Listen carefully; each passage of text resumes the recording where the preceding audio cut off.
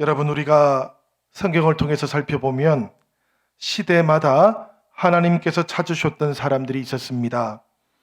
노아가 그랬습니다. 그리고 아브라함도 그랬고요. 모세와 다윗도 그러했습니다. 모든 시대들은 본질적으로 살펴보면 구원을 이루어 가시는 하나님의 시간이지만 어떤 사람들은 그 시대들의 자신들의 이름을 붙일 수 있는 영광을 얻기도 했습니다. 노아의 시대라고 불리지요. 아브라함의 시대라고 불립니다.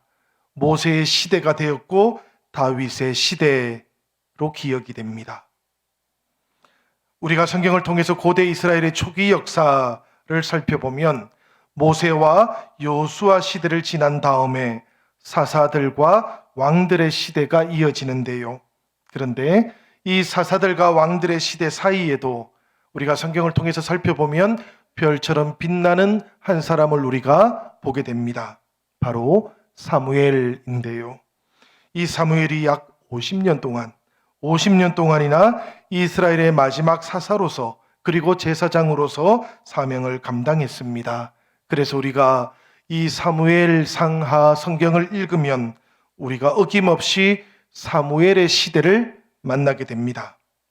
저는 이것을 그동안 사사들의 시대, 사울과 다윗의 왕조 시대라고 부르면서 지나왔지만 오늘 이 시간을 통해서 사무엘의 시대도 있었다라는 것을 여러분들에게 말씀드리고 싶습니다. 왜 그런가 하면 이 사무엘이라는 사람은 단순히 사사 시대 말기와 왕조 시대 초기를 연결해주는 통로 역할만 했던 것은 아니었기 때문입니다.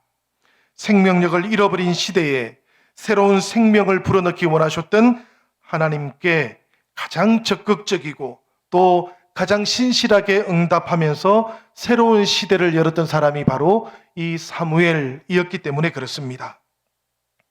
여러분, 오늘 우리가 함께 봉독했던 이 본문의 말씀을 살펴보면 그리고 또 묵상해 보면 사무엘과 함께 열리는 새로운 시대는 제사장 엘리의 시대라고 불릴 수는 없을 것이다 라는 성경의 목소리를 우리가 듣게 됩니다. 왜 그런가 하면 이 엘리 제사장의 시대는 여호와의 말씀이 희귀한 시대였기 때문이고 하나님께서 보여주시는 그 이상과 비전이 보이지 않던 시대라고 되어 있기 때문입니다. 한마디로 말하면 하나님과 단절된 시대의 이름이 엘리 제사장의 시대였다라는 것이지요. 그렇다면 하나님의 구원의 역사가 새롭게 시작되는 이 새로운 시대를 엘리 제사장의 시대라고 부를 수는 없는 겁니다. 성경은 아주 분명하게 이 시대는 사무엘의 시대라고 우리에게 말해 줍니다. 40년간 이어졌던 엘리 제사장의 시대가 시대적인 소임을 다 했다는 이야기입니다. 그리고 종언을 고하고 있다라는 그런 이야기지요. 오해하지는 마시길 바랍니다, 여러분. 엘리 제사장이 나이가 많아져서 그런 것이 아닙니다. 성경을 보면 아주 분명하게 이 엘리 제사장이 하나님 앞에서 눈이 어두워졌다 그래요. 마음의 눈이 어두워진 것을 말하는 겁니다. 이 엘리 제사장이 하나님의 말씀을 들을 수 없을 만큼 그 영적인 귀가 닫혀버렸기 때문이다라고 그렇게 말하고 있는 겁니다. 사실 엘리 제사장의 시대는 계속해서 이어질 수 있는 가능성을 가지고 있었습니다. 이 제사장의 아들 홈리와 비느하스를 통해서 말입니다. 그렇지만 신앙이 온전하게 개성되지를 못했습니다. 그리고 결국에 이 엘리 제사장의 시대는 하나님의 영광이 옮겨간 이가봇의 시대라고 성경은 기억하고 있는 것이지요. 여러분, 이 엘리 제사장의 시대, 그 시대의 문제가 무엇이었습니까? 말씀을 보니까 말씀이 희귀한 것이 문제였다 그럽니다. 이상이 보이지 않는 것이 문제였다 그럽니다. 사실 이 특징들은 엘리 제사장 시대의 특징만은 아닙니다, 여러분. 모든 시대, 하나님으로부터 떠나 있는 어두운 시대가 가지고 있는 특징이 바로 이렇습니다. 하나님 편에서 문제가 생긴 것이 아니라는 이야기입니다. 하나님께서 선포하시는 말씀, 하나님께서 전해주시는 그 말씀을 듣는 시대가 문제가 생겼다는 이야기입니다. 듣는 사람들에게 문제가 생겼다라는 겁니다. 여호와의 말씀이 희귀해졌다라는 말씀의 의미가 바로 이런 뜻이에요. 하나님께서 말씀은 계속해서 보내주시고 하나님의 뜻도 시대를 통해서 계속 보내주고 있는데도 불구하고 그 하나님의 뜻을 알아챌 수 있는 사람이 없어지고 있었다라는 여기에 문제가 있다는 이야기지요. 하나님의 말씀, 이 말씀을 들었던 사람이 사무엘 한 사람뿐이었다라는 이 이야기는 하나님께서 사무엘에게만 말씀하셨다는 뜻이 아닙니다, 여러분. 하나님께서는 계속해서 말씀하고 계시는데 문제는 이 사무엘 한 사람만 들을 수 있었다는 이야기예요.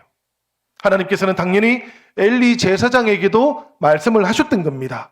그 시대 많은 사람들에게도 말씀을 하셨다는 이야기예요. 그런데도 불구하고 어린 사무엘 한 사람만 알아들었던 것이 그 시대의 모습이었다는 이야기입니다. 그러니 왜 하나님께서 다른 사람들에게는 말씀하지 않으셨을까? 이렇게 생각하실 일이 아닙니다. 이 대목을 보면 어린 사무엘만이 응답하고 있는 그 상황 속에서 하나님께서 얼마나 안타까워하시고 답답해하셨을까 생각을 하는 것이 정상적이다는 이야기입니다. 40년 그 세월을 이어왔던 그 당대의 영적인 지도자조차도 하나님의 말씀을 듣지 못하던 그런 시대였다는 이야기지요. 그 시대 전체가 어두움에 휩싸여 있었기 때문이었다는 이야기입니다. 오늘 본문 말씀을 보면 하나님의 음성을 듣지 못하는 제사장 엘리는 사무엘을 통해서 하나님의 뜻을 들어야만 했다 합니다. 그래서 어린아이였던 사무엘에게 물어봅니다. 하나님께서 무슨 이야기를 하셨는가? 이렇게 물었는데 이 사무엘이 하나님께서 말씀하신 것을 엘리에게 말해주기를 두려워했습니다. 그렇지만 하나님께서 그 들은 이야기를 전해주라라고 하셨던 것이지요. 결정적인 장면이 사무엘상 3장 10절의 말씀입니다. 여기에 보면 하나님께서 사무엘을 부르시자 사무엘이 하나님께 이렇게 대답을 했습니다. 말씀하옵소서, 주의 종이 듣겠나이다. 여러분, 이 대목이 대단히 중요합니다. 왜냐하면 바로 이때부터 하나님의 뜻이 어린 사무엘을 통해서 다시 전해지기 시작한 이때부터 이스라엘을 통한 하나님의 구원 역사가 새롭게 출발할 수 있게 되었기 때문입니다. 한마디로 사무엘 시대가 시작되고 있는 지점이 바로 이 지점이기 때문에 그렇습니다. 하나님께서는 언제나 말씀하시는 하나님이십니다. 세상을 향한 하나님의 뜻을 풀어놓고 계시는데 중요한 것, 문제가 되는 것은 무엇입니까, 여러분? 그 하나님의 말씀을 듣는가 듣지 못하는가 하는 누가 듣는가, 누가 응답하는가, 이것이 가장 중요한 문제일 수 있다는 이야기입니다. 오늘 우리 영신교회 성도들은 이 하나님의 말씀, 이 하나님께서 시대를 향해 던져주고 계시는 그 음성 앞에 들을 수 있는 성도들이 되시기를 바랍니다. 우리가 성경을 보면 말씀하고 계시는 하나님, 계시하고 계시는 하나님, 그 음성을 듣는 사람이 있고 듣지 못하는 사람이 있습니다. 우리가 지난주를 통해서 보면 다윗은 들었고 사울은 듣지 못합니다. 우리가 성경의 말씀을 통해서 살펴보면 노아는 들었지만 노아 시대에 많은 사람들은 듣지를 못합니다. 아브라함은 들었지만 그러나 갈대우르의 많은 사람들은 듣지를 못합니다. 하나님의 말씀을 듣는 사람이 있고 듣지 못하는 사람이 있습니다. 문제는 이 하나님의 말씀을 듣는 것과 듣지 못하는 것이 또 다른 차이도 만들어낸다는 겁니다. 무슨 이야기인가 하면 하나님의 말씀을 듣는 사람만이 하나님께 응답할 수 있다는 겁니다. 이 응답의 차이가 발생하는 것이지요. 들을 수 있어야 응답할 수 있다는 것, 이건 대단히 단순한 이치지만 그러나 하나님과 우리의 사이에서는 대단히 중요한 그런 차이를 만들어내기도 합니다. 그래서 우리가 성경을 보면 하나님께서는 끊임없이 하나님의 말씀을 들을 수 있는 사람들과 함께 일하셨습니다. 그 하나님의 말씀을 들을 수 있는 사람들과 함께 하나님께서 일하시고 역사하셨던 것입니다. 엘리 제사장이 하나님의 말씀을 듣지 못하게 되었다라는 이 말의 의미는 그렇기 때문에 엘리 제사장과 하나님께서 이제는 함께 하실 수 있는 일이 없어졌다라는 그런 의미를 담고 있는 거예요. 그 시대가 말씀이 희귀한 시대가 되었다라는 이 뜻은 그 시대 전체가 하나님과 단절되어 버렸기 때문에 그 시대의 소명이 끝났다라는 이런 의미를 담고 있는 겁니다. 시대의 소명이 끝나면 어떻게 해야 되겠습니까, 여러분? 새로운 시대가 찾아와야 되는 것이지요. 엘리의 시대가 끝나면 새로운 시대가 시작되어야 하는 겁니다. 그 새로운 시대는 누구와 함께 시작되는가 하면 하나님의 그 말씀을 들을 수 있는 사람과 함께 시작되는 것이지요. 그래서 오늘 말씀을 보면 사무엘의 시대가 하나님의 말씀을 들었던 어린 사무엘과 함께 시작되고 있는 겁니다. 여러분, 하나님과 연결이 끊어져 버리면 할 일이 없어져 버립니다. 성도들은 그렇습니다. 성도들 개인만 그런 것이 아닙니다. 교회도 그러합니다. 하나님과 관계가 끊어져 버리면 교회도 할 일이 없어집니다. 그냥 자리를 지키고 있을 뿐인 것이지요. 그냥 장소에 건물이 세워져 있게 될 뿐인 것이지요. 그러다가 상황이 종료되고 나면 한 시대도 끝나버리는 것입니다. 이 코로나 시대가 우리 성도들과 교회에 큰 도전을 던져주고 있는 이유도 여기에 있습니다. 성도들 사이에 연결이 끊어지고요.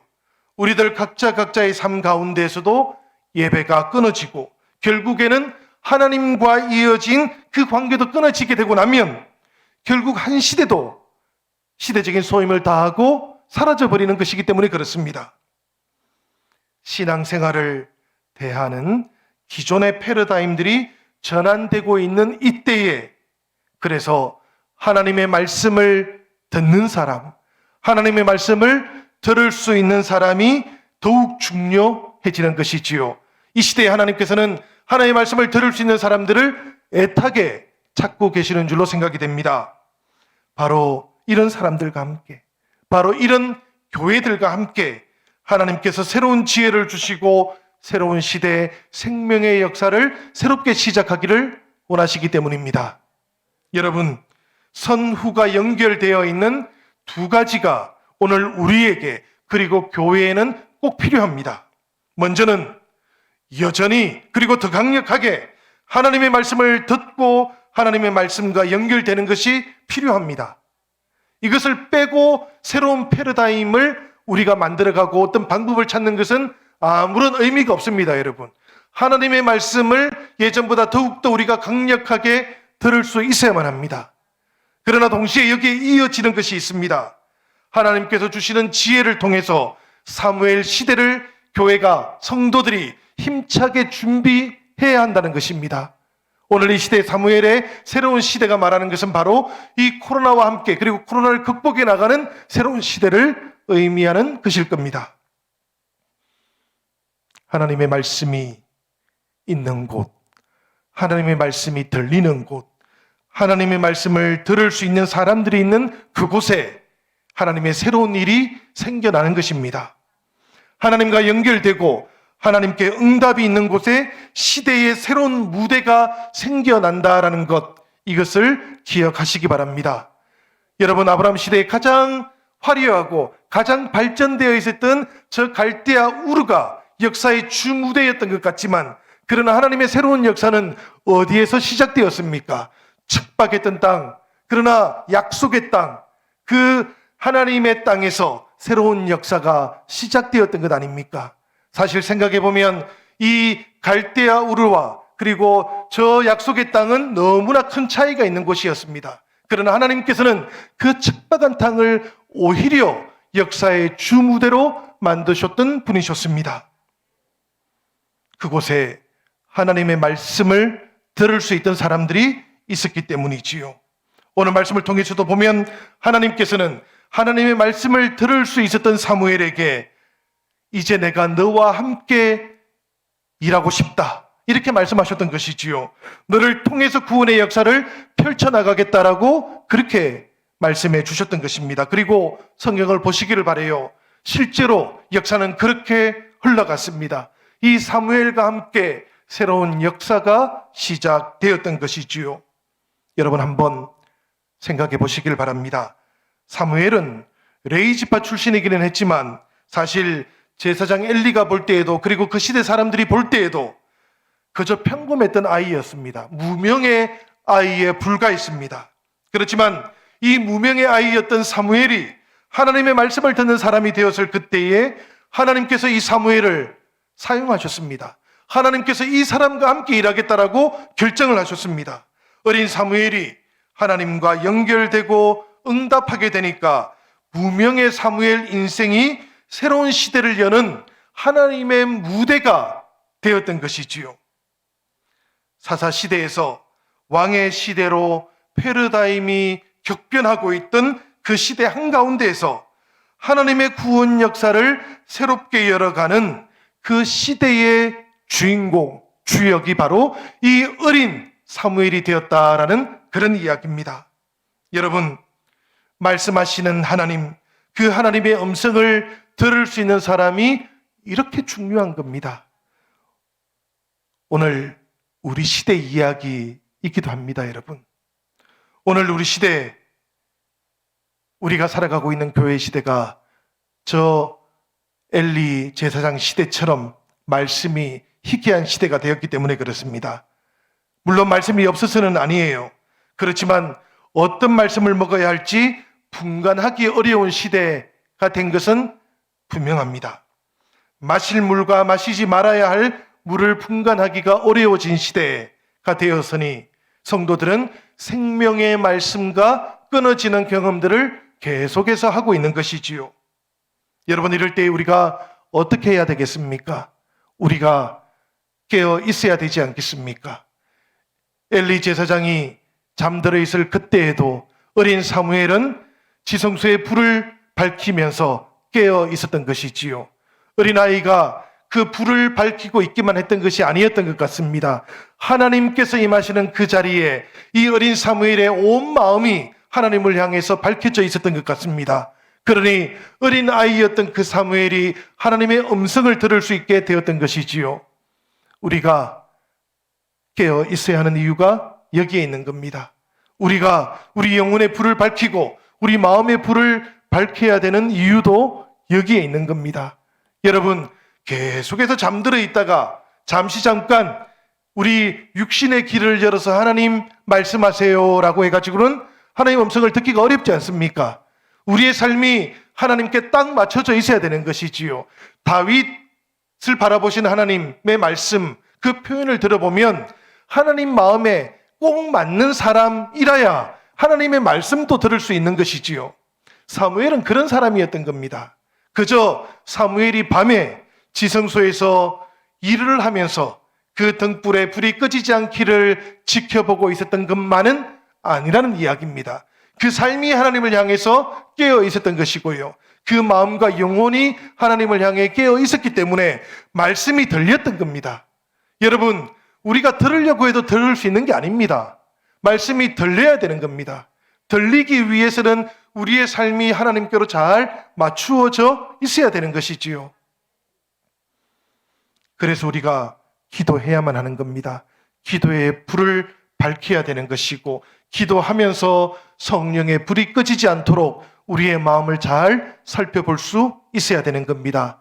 그렇게 우리가 기도하면서 우리의 마음의 성령이 계속해서 충만하게 유지될 수 있도록 해야만 하나님의 말씀이 들리는 겁니다. 그렇게 들릴 때 우리가 하나님께서 열어가시는 새로운 시대적인 소명도 감당하는 하나님의 사람들이 될 수 있는 것이지요. 여러분, 우리들 개인 각자의 이야기만도 아닙니다. 우리 가정의 이야기이기도 합니다.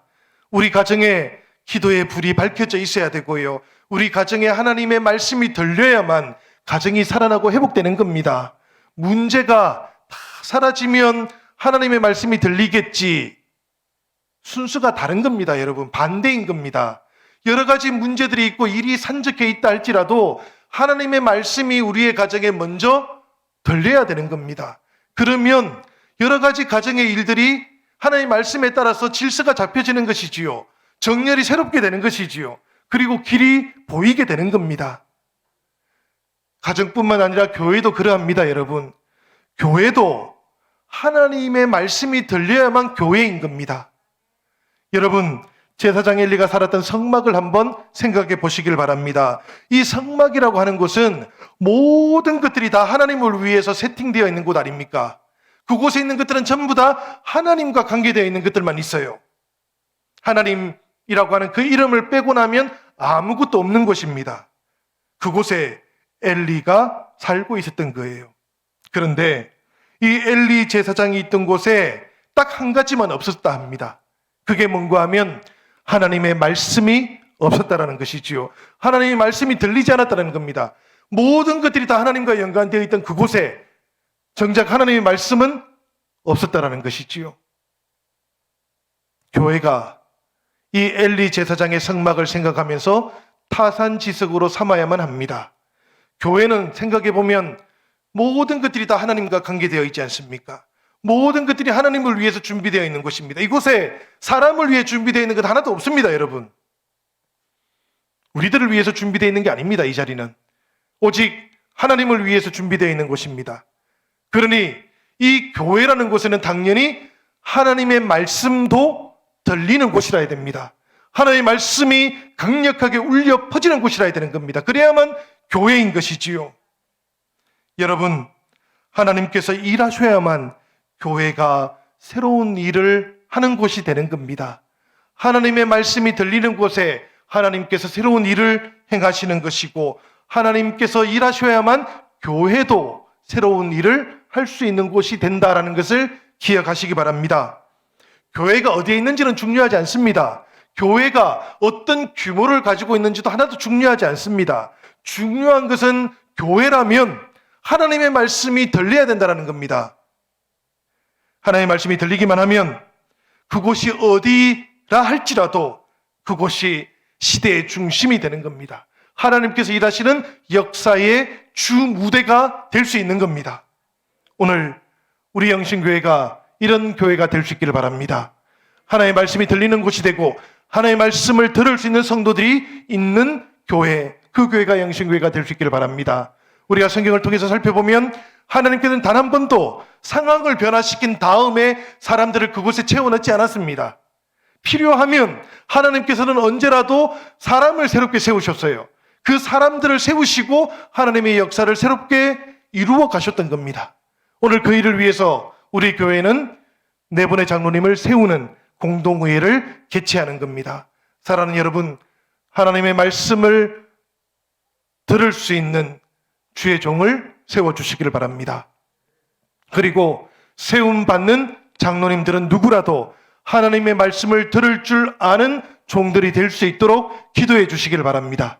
그렇게 주님의 뜻 위에서 하나님의 말씀 위에 세워지는 주의 종들을 통해서 하나님께서는 우리 영신교회가 주의 새로운 역사, 생명의 역사를 이루어가는 교회가 될 수 있도록 주님께서 준비해 주실 것이고, 이 코로나 이후에 사무엘의 시대를 준비해 나갈 수 있도록 이끌어 가실 것입니다.